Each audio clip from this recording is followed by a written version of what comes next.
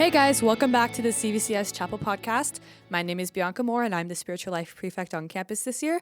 And today we are joined by none other than Joseph Jasper. He is talking today about ChatGPT and integrity and how a Christian should approach. So let's go take a listen.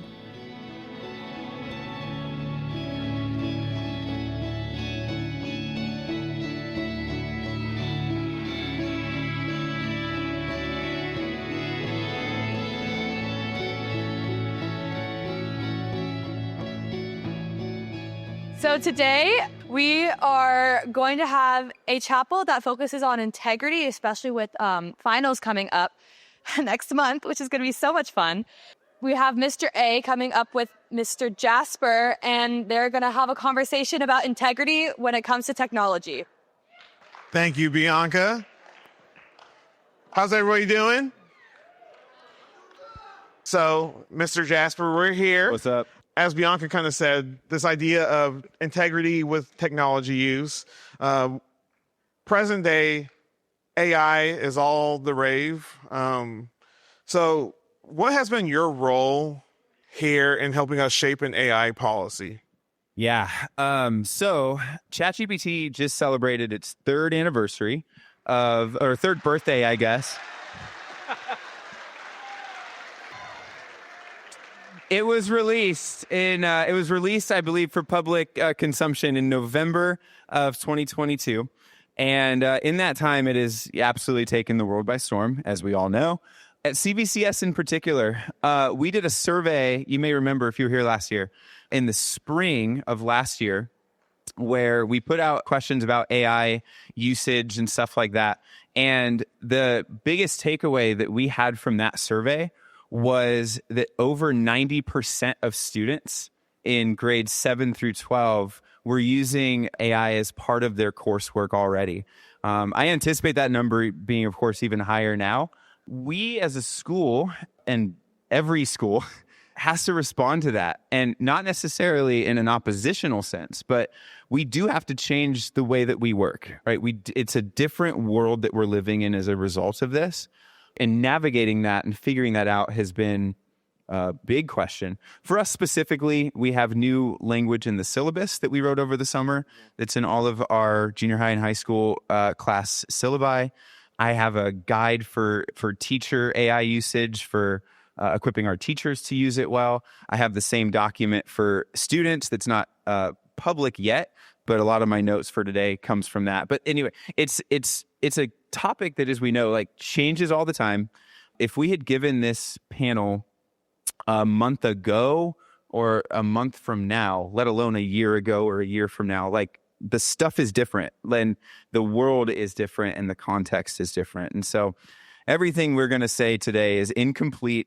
It's in some cases even like kind of debatable. There's gray areas, and our opinions have changed ourselves. And so that's just a good, I think, preface for all this. Yeah, like you said, Mr. Jasper, AI is here. ChatGPT is being used. So as a Christian school, as individual Christians, how should we think about AI? Is it something to be excited about? Is it something to be very cautious of? It sounds like everyone is very hyped up about it in the facility, but...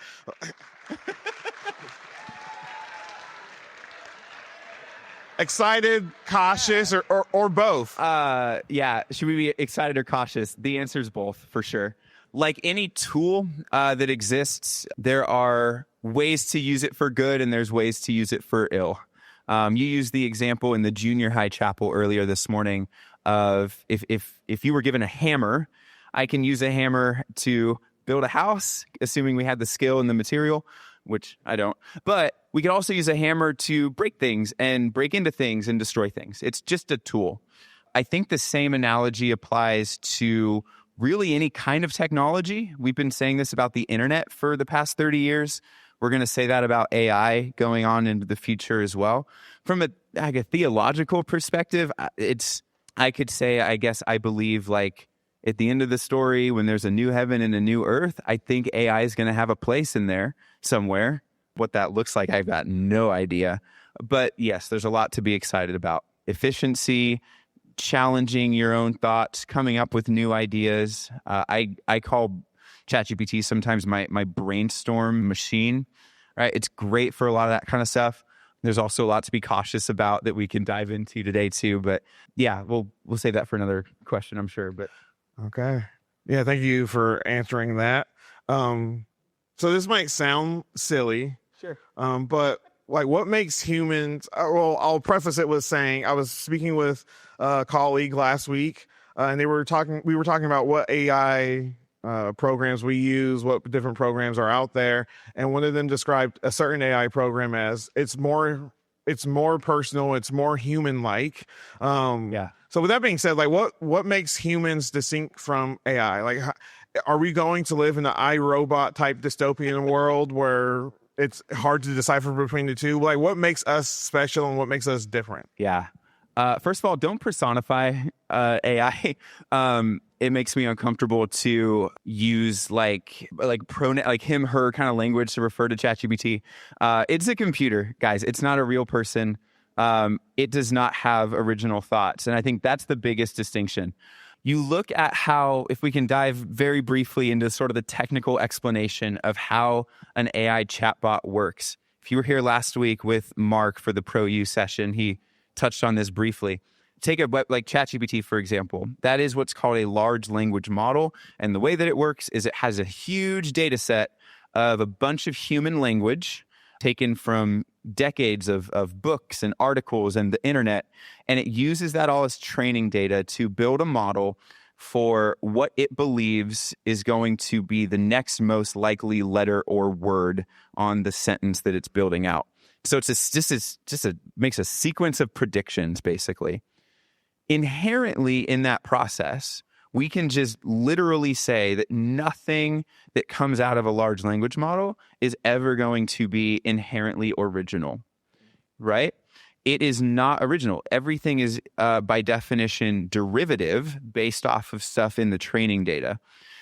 By contrast, I think this is probably the biggest difference. Humans have the ability, as we all know, to have creative thoughts, have original thoughts.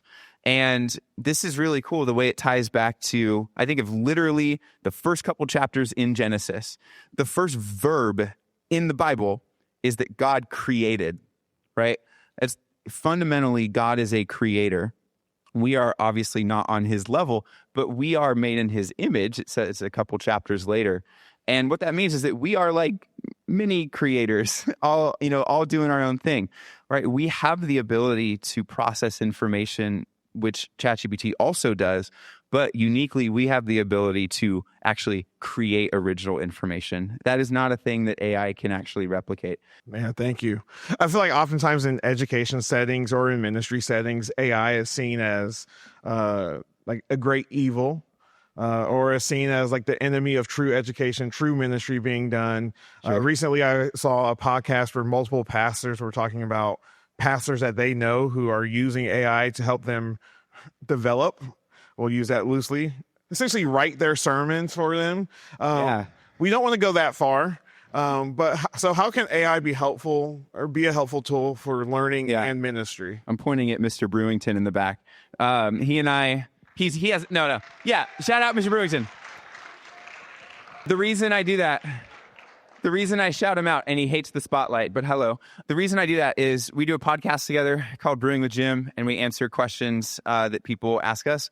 An episode that we did that comes out in a few weeks is over the question, should pastors use AI, like writing their sermons? I'm going to completely steal what he said because it was brilliant, and you can hear this in 2 weeks on the podcast feed. But he said, for pastors in particular, don't interfere with the Spirit. If you're called to ministry, and if you're called to lead from the pulpit, you have to believe you are inherently given the gift of hearing from the Holy Spirit. And ChatGPT has the potential very much to interfere with that process and kind of shortcut that process in a way that is probably harmful to you, but ultimately harmful to the congregation that you are tasked with looking after. Now, that's just ministry. We can talk, you want to talk like academics as well, I'm sure. Yeah. I think the same principle kind of applies here when it comes to students and teachers, you guys are not exempt from this, of using AI to prevent yourself from thinking or sort of taking the lead on whatever project you're working on. For students, of course, that means homework, essays, assignments, whatever it is. You are all well aware of what this looks like, perhaps too well aware. But AI should never be supplanting your thinking. The same goes for teachers. I never want a teacher to go to ChatGPT and say, give me a lesson about whatever, and then just run with it, right? There's an autonomy that you're giving up there, and there's value and meaning that you are really leaving on the table, not just to the people that you serve as teachers, it's your students, but for students, it's the learning that you're here to do. I think there's a tendency sometimes students see school as if like you wake up in the morning and you just purely exist to look at the to-do list on Canvas and empty it, right? That's like the beginning and end of your life. I think there's harm in viewing education as nothing more than a to-do list. You are created and you are here to do more than just create and turn in work as if it's this like transactional thing. You're here to learn. And what that fundamentally means is that you're here to be challenged. You're here to question. You're here to get things wrong and then be corrected. That process is where your development comes from. And just like a pastor using AI to write their sermon, a student using AI to just do literally all of their work, it circumvents the work that you're kind of meant to do that's going to make you a better person later on in life. One quick analogy that summarizes this all really well that I've heard from someone, he said, you wouldn't bring a forklift to the gym, which is just a silly concept. But the idea here, of course, and Mr. Levine can back this up as our strength and conditioning coach, right? If you are tasked, you have a workout to do, you've got this many reps or this many sets of this many reps to do, but you roll up in a forklift and you're just like adjusting a joystick to lift those weights, you are not any better for it, right? You can't call that a success. And it's going to cost you later on in life when it comes time, if it's game time suddenly, and you don't have the strength and conditioning to actually perform what's got to be done. I think that's a pretty apt analogy for this as well. Yeah, I think one of my favorite lines I've heard on this topic is from my former principal at the school I was at prior to coming here. And she always said, the one who does the work does the learning, right? This idea that like, man, you could get 100% on a paper, on an assignment using AI. Yeah. But you haven't learned anything. And at a certain point, like you said, that will catch up to you. Totally. That will catch up to you when you get that first career job that you have no business getting because you never did the work and you get exposed. So I would think of it as like debt, like honestly. Like there is an educational or like experiential debt that kind of gets built up. And you're right. One day you're going to graduate from this place, whether you did any of the work or not, and you're going to get thrust into college where you get to do the work or not. And then you're going to get to a job. Like it will catch up with you. It's debt, right? I think that's a very helpful analogy for this as well. For sure. As we think through AI use, like you said, 90% of CVCS students, 7th through 12th grade, at least, have used it, have experience with AI.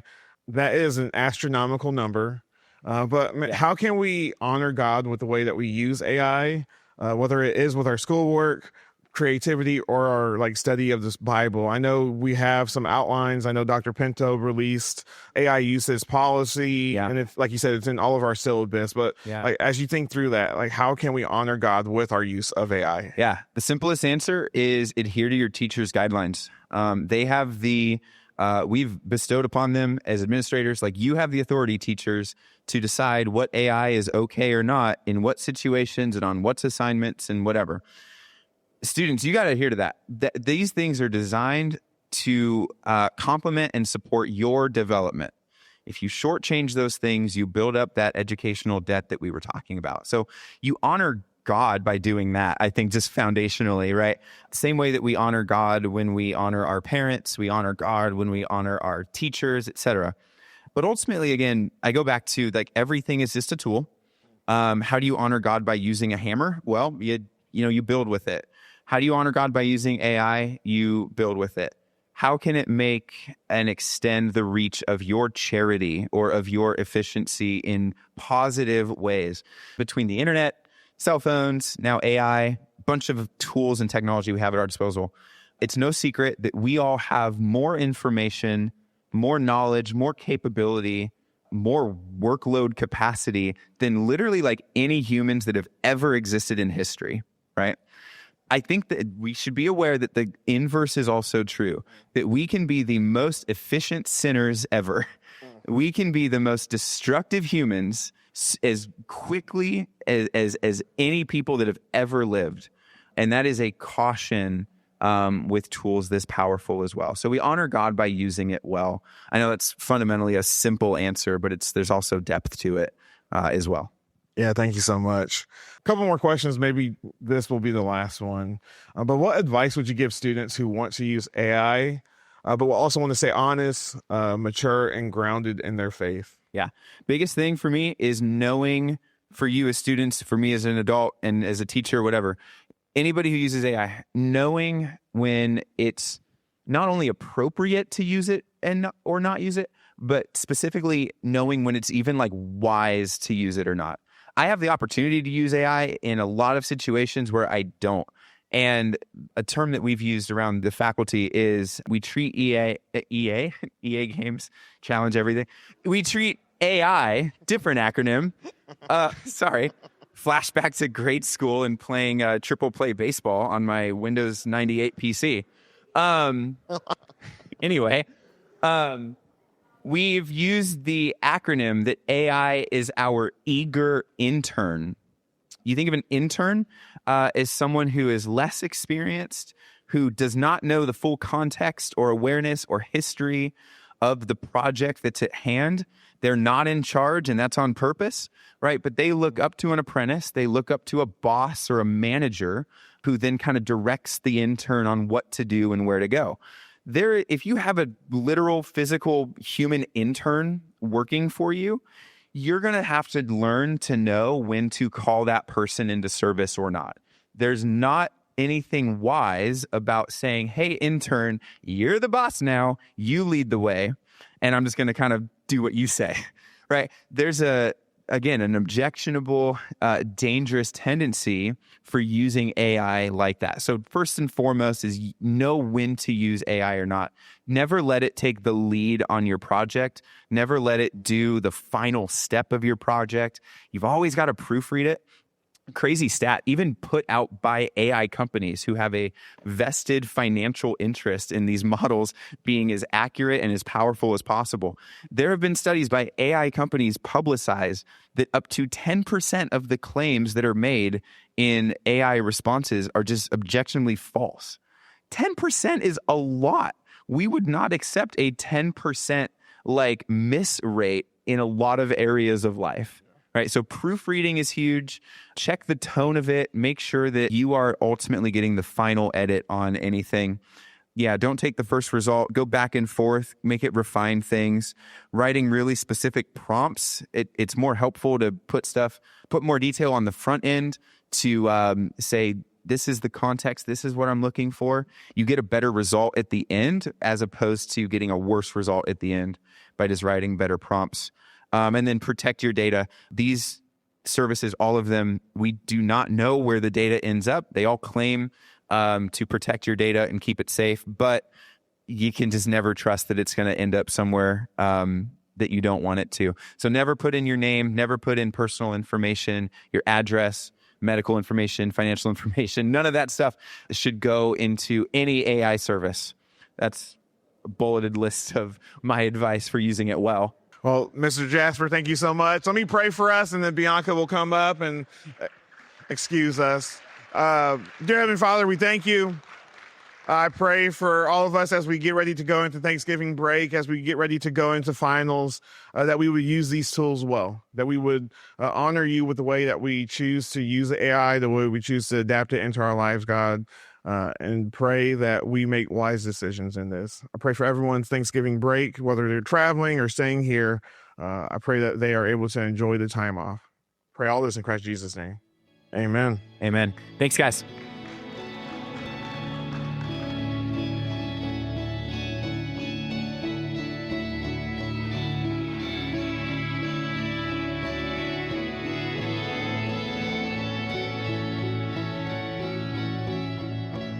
Thank you so much for coming and speaking. It was so great. I mean, everyone really knows you, but basic question I ask, tell us a little bit about yourself. Totally. Thanks for having me. I know it's weird to say that because this is the podcast studio that so in introducing myself, right, I am, among other things at the school, like a teacher and the ed tech, I am the executive producer of the podcast network. Yeah. So I'm very familiar with this space and this process. But it's fun to get interviewed. I've seen you interview probably, close to 50 people like over the last year and a half. It's fun to be in this chair with you. So thanks for having me. Yeah. Again, a funny thing to say given the context. Yeah, but, for sure. My name is Joseph Jasper. My primary role is the Educational Technologist at CVCS. So the role consists of essentially making sure that technology use is productive in the classroom for teaching and learning purposes. So I'm a bit different than IT. They're the folks that help fix things if things are broken. They're the guys that like keep the Wi-Fi running and the printers, stocked with ink. I'm making sure that programs and usage are effective and that people know how to use them and stuff like that. And then I operate kind of as a liaison sometimes between admin and IT or IT and teachers. And I kind of can like translate in any direction and be kind of a, Swiss Army knife for like whoever needs that kind of stuff. Yeah, for sure. Yeah. What made you want to talk about this specifically now? Yeah. So specifically for this topic, Mr. Akioyame said, "Hey, would you like to?" And I said, "Absolutely." But the reason I said absolutely so enthusiastically is truthfully for the past probably 2 years, AI has been, of course, such a big topic, such a big situation, issue, whatever you want to call it. But I have struggled as an ed tech to even get my mind around it. And so how can I present to teachers about, hey, this is what AI is, and this is what it, can do, and this is how we use it? Because the answers to those questions changes all of the time. Yeah. Every time I begin to start working on a plan or a structure for professional development for our teachers, it's outdated before I can present it. Wow. Literally. And so it's been like a white whale in a sense. It's been this, I've just been ever chasing after it, And I just thought it would be such a cool opportunity. This was, I don't want to pretend this was my idea. It was his idea. But when I heard that he wanted to do an interview, I jumped on it because I thought this is a great opportunity to just get stuff out there in whatever state we're in, and just to have something, and particularly to have something more student facing. Because I interact with teachers a lot. My time interfacing with students specifically is a little bit more limited outside of my classes. That's what made me kind of want to talk about it. When he offered to do this, I jumped on the opportunity and I immediately had 10 times more notes and thoughts than I could possibly fit into an interview. So we just kind of went for it and we kind of winged it. Yeah. Another question I have is, how has the shift? I know that ChatGPT specifically has only really come out 2 years ago. Yeah. And I mean, even though that was I guess far, a long time ago, Sure. It's still not that long ago. And there's been so many advancements. Yeah. And it's moving so fast. You already talked about that. So I know that your job is basically just figuring out programs and education and how it works effectively. Was that a curveball? ChatGPT coming in, was that hard for you to adjust to add that and incorporate that into your work? That's fascinating. There was definitely I'm trying to put myself back in my 2022 shoes. And I remember playing around with ChatGPT when it first got publicly released and kind of feeling, okay, something's different here. Something big is here. And immediately around campus, there's conversations with, Mr. Walker and the teachers and stuff like that. And then we did a faculty meeting with at least the high school teachers did this, where it was pretty soon after it had gotten released, and it was kind of in the zeitgeist and stuff, where Mr. Walker just put up a ChatGPT window and he had teachers bring like word problem. Like he's like, come to this meeting with like, essay prompts and with, test questions and with whatever. And we're just going to feed them all into this machine and see how it does. And it like pretty much nailed, every question. And that was like finally like the collective light bulb moment. Ever since then, it's like kind of cliche to say this, but like, yeah, like everything has changed in some sense. In the sense that we still come to school and have classes and whatever, like it's still the same kind of setting, but we have had to really adjust how we assign work. And we've really had to reconsider, I would say, like entire assignment types. I think essays in particular are the biggest target. I have noticed too that there's been a lot less essays since my sophomore year of high school. Now that I'm thinking about it, I'll give you one guess why. It's because like ChatGPT can really do a pretty good job of just doing it. And so we've had to adjust, and there's a lot of methods that teachers can use to try to do this, but we've had to try to adjust for like, how do we teach these same concepts or these same materials? How do we get kids to learn the same things in a world where there is such an easy off-ramp to every kind of like mental rigor or thinking or processing that anyone can ever do? And that's really changed things. I think the consensus around education is that you've got to either return, first of all, to like physical writing on paper, or that you go into an assignment, even like an essay, knowing that your kids are going to use it, and then you have kind of like follow-up checks with them. And so they hand in their essay like on printed paper, for example, and then I am going to quiz you on your own essay. And I'm going to say, hey, what did you mean when you said this part? And I can, as a teacher, really quickly get an assessment of if you actually know what you turned in or not, right? For sure. So like it's adding a lot of checks and processes like that. But man, the adjustments are all over the place and still very much in progress as well. That's crazy. I honestly didn't even realize how much work goes behind the scenes, especially with the technology aspect of education. All of the teachers have been really heavy, especially since last year. I realized they've been really heavy on loving education and actually loving learning. And that's something that I've definitely grown in. I actually now enjoy learning, which is ironic because the time where ChatGPT is the most prevalent is when I'm wanting to learn more. And then before, when ChatGPT wasn't prevalent, it would have been 10 times worse if it was, because you could ask any of my teachers, especially Miss K. I'm so sorry, Miss K. I did not go to class. It was really bad. It was a huge problem. But now I'm obviously, it's still a struggle, but I'm now actually actively wanting to learn more. And I think that is because the teachers have emphasized so much, especially last year, my junior year, how education truly is good and how it reflects God. And I really liked what you said, where God was a creator and we are created in his image, therefore we create. And it's something that is so beautiful because the creation reflects the creator. And it's really disheartening to see how many people don't actually understand the beauty of learning. And how much there is to learn around us, even in the littlest things and in the smallest things, whether it is math or entrepreneurship. I'm looking at the class right now. I know, right? The littlest things that you would never think you could see God in, you can find him in, because learning is just such a gift from God. And ChatGPT, I truly believe it's a beautiful tool. Like you said, it's a hammer. You can either use it to create or to destroy.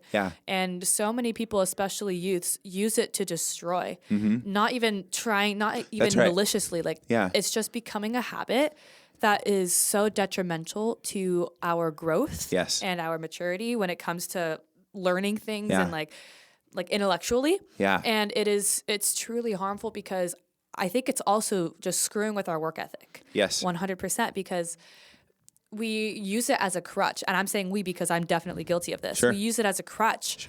Because, I mean, if you have something there, if there's there's a paper for, I'm not in the regular government class, and I'm very glad I'm not, because they have a 6 to 8 page paper that they have to write, and it's due tomorrow. Yeah. And I mean, I was just gone for 3 days in Mammoth for volleyball, and I had I would have had no time to do that. So what would I have done? I would have gone to ChatGPT, and honestly, I would have had Chat do it for me. I'm not going to shy away from that. I'm not going to lie on the podcast. Sure. And it's like tragic because there's so much that you can learn by writing essays, and it's a really great space for you to unravel your thoughts and to contextualize what you're thinking in your brain and actually put it on paper. But the problem is that people use the tool like it's their own brain. Like, exactly. And I think a problem that I tend to fall into is that I go to ChatGPT and I brainstorm, but I just copy and paste specific sentences and specific bullet points. And it's not necessarily saying, hey, write me a 3 to 5 page essay, but like it's still like I'm like, give me bullet points, and I just copy and paste the bullet points. There's no difference. And it's so difficult. Yeah. And it's tragic, but I'm really appreciating how much the teachers are still trying and emphasizing how important and beautiful God's world is and why we need to actively pursue it and actively pursue education. Yeah. You said a few minutes ago something really profound that has been in my head ever since. You said that learning is a gift. And I'm going to like keep that in my head for a while. And I think of it too as like like the ability to create is a gift. Oh yes. Right. That we have given the image of God. I think central to that is that we are, like we said, mini creators. Yes, that's a gift. That's a gift. And if we are going to choose not to create, we are abdicating one of the greatest gifts that can be given to us. And we are leaving so much on the table in terms of our own growth, development, pursuits, strength, whatever. You mentioned the volleyball match, and it's that's such a funny example. I love that, and I love your honesty. I think back to when I was in school, and actually a really good example of this was only a couple years ago. I was I was in the middle of a master's program. At the same time, it overlapped with I left my old school, came to CVCS. I got engaged and married, and moved twice. Yeah. All in like a couple of months span, and all while I'm doing a master's program. Wow. And there were days when I was fully convinced, like, I cannot do all of this. Yeah. I have to pull back from something. And I'm like weighing my options. Like, what do I pull back from? Well, it's not going to be my wedding that's already planned. Yeah. It's not going to be a new job that I just got. And I was convinced I had to take a year break from my master's. Yeah. I was convinced of it. And I, for the record, didn't have ChatGPT to help me out at the time. Yeah. That is a somewhat analogous situation. Maybe you're coming home from the volleyball game. You go, I can't do this. Yeah. I'll tell you what I did. I did it. I don't know how. It was a lot of late nights, and I was tired and probably not terribly happy, but I made it, and I'm probably a lot stronger for it because of it. And I never took a break from that master's. I did everything that was needed of me. Yeah. And there's a sense, and I think this is a righteous feeling. I'm very proud of myself for making it through like that time. And my life is probably filled with those times. And I don't want you or any of our students to suddenly, like I said earlier, just have like this off ramp to like any challenge in life. Yeah, for sure. Like anytime anyone's busy, it just becomes like, oh, I'll just offload this. Yeah. Because you're missing out on so much and you will not reach your potential. Yeah. You know what I mean? Yeah, for sure. Yeah. No, I totally understand. And I think I've been saying it's so sad because it is. I've said that so many times already this podcast, but it really is. And I see all of my peers, and it's just way too normalized now. And I don't know what the root is. I think the root is different for each person. Each kid, for sure. Yeah, for each person, adult for too. sure. Yeah. I think it can be either, I don't think I'm cut out for this. I don't think that my own writing is going to be good enough for the grade that I want. Yeah. Why don't I have ChatGPT do one that'll write better than what I write? Yeah. Or I just simply don't want to do this. I think it's dumb. I think like it's not going to impact me in the future, which I assure you it definitely will. Totally will. And so I'm just going to have ChatGPT do it for me, or it's like, oh, I have no time. You probably do. It's going to be a late night, but you have time. And you probably spend time scrolling 10 hours on your phone. I do that. I'm so guilty of that. Sure. So I'm just going to have ChatGPT do it. And there's so many different reasons. And we just need to, we need to find it in ourselves. Yeah. Because God created us to do hard things. Yeah. I'm thinking back to that one year where Ms. Day had printed all of these sweatshirts and it says, we can do hard things, or I can do hard things. Yeah. Yeah. And it's just so true. And I was like, oh, I wish that high school was able to have those shirts because I want one. Yeah. But it's just so true because sometimes we don't think we can. And honestly, that's the enemy getting to us. Yeah. Because truly education and learning, whether it is explicitly about Christ or not, it is still, like we said, a gift from God. Yeah. And it is still a way for the Lord to speak to us, speak through us, and to use us. And 100%. the enemy hates that. He truly does. And I think, honestly, I'm not saying that ChatGPT is satanic or from the devil. Obviously not. No. Because there's so many good things. Yeah. But I do think that it can be a tool for like righteousness, and it can be a tool for ruin. Yes. And it just depends on how you let it affect you, and it depends on, I guess, your self-control, because I mean, sloth is a pretty heavy word, but honestly, it definitely relates to this, because some students may feel just so lazy, like, oh, I don't want to do this, or even for a Bible assignment, like, oh, I'm too lazy, it's too much work. Yeah. But you don't know how much the Lord is going to pour into you, and God knows, and the enemy knows. That's right. And that is why it's spiritual warfare, honestly. Yeah. And not to get overly spiritual about this, but honestly, there's no overly spiritual. Yeah. It's honestly, it's spiritual warfare, because the Lord pours into us so many times and in so many ways. Right.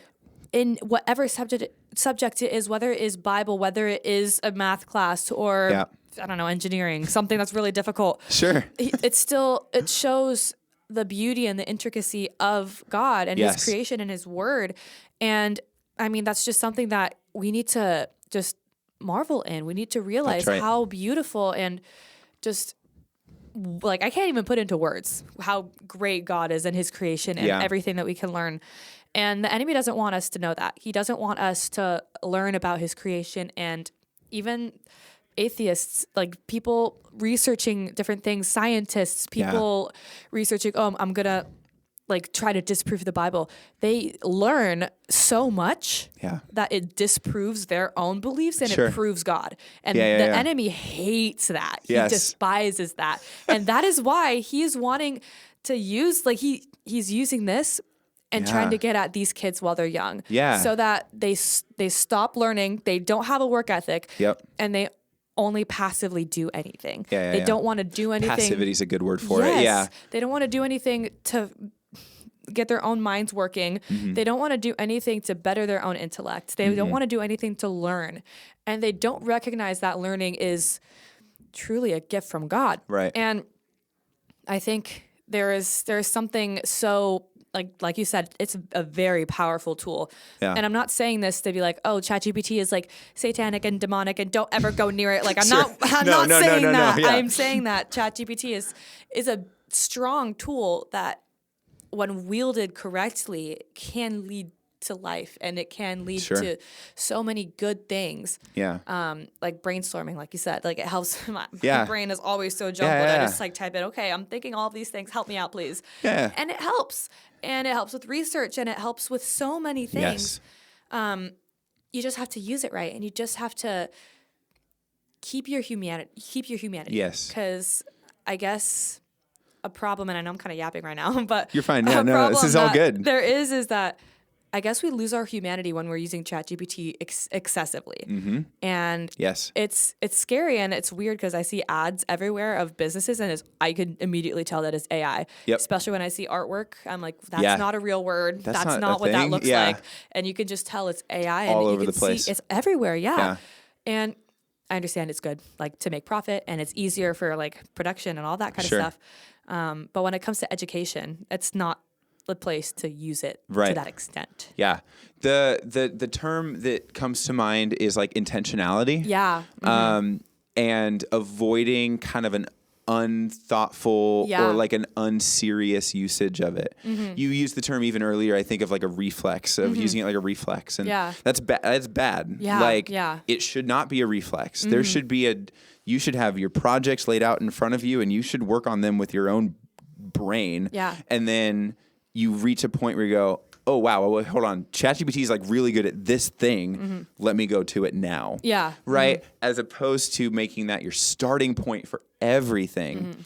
It's going to bring you to some weird places. Not necessarily like inappropriate places, but like it will take your ideas and like not probably land in the same place. Yeah, for sure. And anyway, it accumulates. We talked about like the debt analogy and just like you become a more passive, less serious, less thoughtful person when you're not thinking critically about this stuff. And having the intentionality is key. Yeah, for sure. For all I totally this, yeah. agree. Yeah. Well, thank you. Thank you For talking. This is super fun. Yeah, I kind of feel bad. I kind of talked a lot, but I got No, a you're lot great. from what you were saying, and I think it's definitely something that is super needed. And I've said this for a lot of speakers, but honestly, like this is something that was really needed. Yeah. So thank you for being so willing to come and speak with us. Very welcome. Yeah. Last question. If anyone wants to talk to you, ask questions, get in contact, how would they be able to do that? Yeah. I was going to make it some like AI joke about like talk to ChatGPT, but it just wasn't coming to my brain. No, talk to me as a human. Yes. You can reach me at probably my email address is the best thing. Yeah. So J Jasper, my name's Joseph Jasper. So first initial, last name, jjasper@cvcs.org is probably the best way to reach me. And I'm happy to answer any questions about AI or technology, how it's used, what our policies are. I was emailing earlier this week, and really to like 3 different schools in the last month. We're all just emailing each other AI policies. Like, what does your school do? So like, anyway, if you're at another school and you're curious, we'll share what we've got, and we're curious what you've got. Anyway, yeah, my email. Thank you so that's much. my personal. I'm going to delete that. jjasper@cvcs.org. Thank you so much. Of course. And we will see you next week. This episode has been a production of the Capistrano Valley Christian Schools Podcast Network. Capistrano Valley Christian Schools is a Christian JK through 12 school in San Juan Capistrano, California. Be sure to check out, subscribe to, and leave a review of this show and the other shows on our network on your podcast player of choice. Doing so supports the school community in a multitude of ways. For more information about the CVCS Podcast Network or any of our other shows, check out cvcs.org or email podcasts@cvcs.org.